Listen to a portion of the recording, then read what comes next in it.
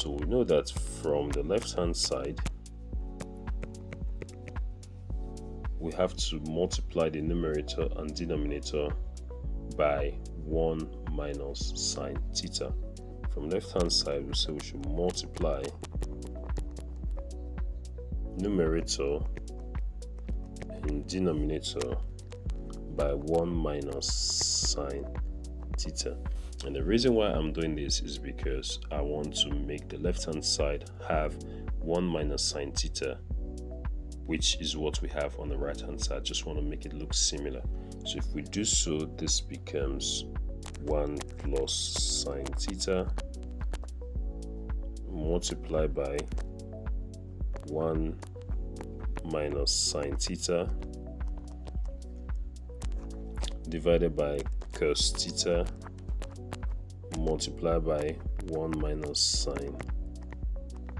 And by doing this, I've not really changed anything because this can still cancel out this, and I'm left with just what we had from our left hand side.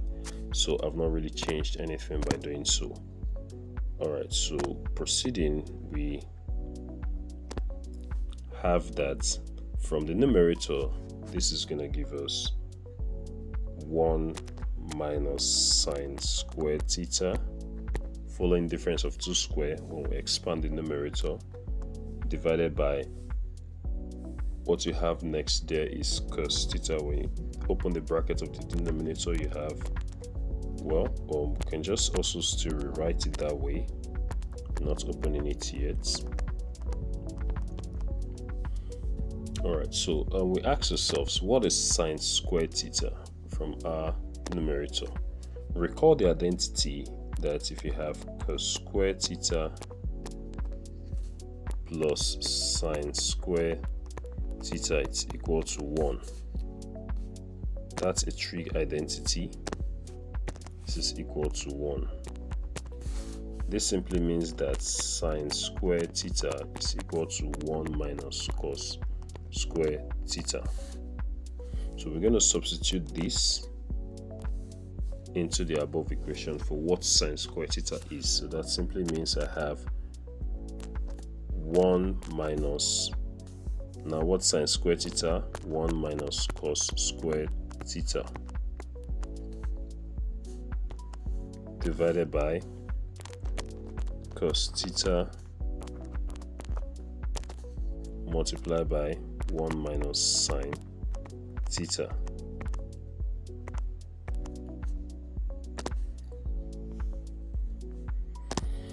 Okay, so if we open up that bracket, that is going to give us 1 minus 1 and 1 minus 1. This is now plus cos squared theta divided by cos theta 1 minus sine theta.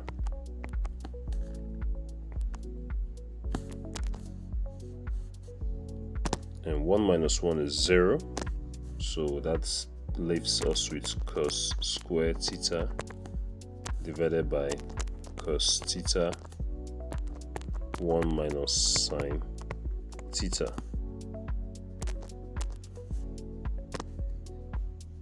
Cos theta, cos squared theta is the same thing as saying cos theta multiplied by cos theta.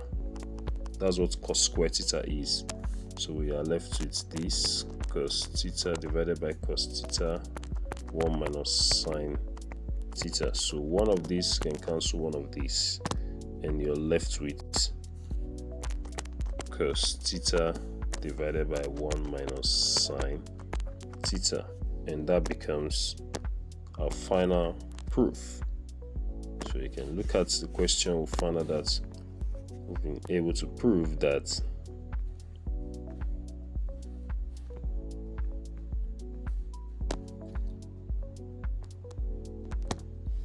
cos squared theta divided by 1 minus sine squared theta.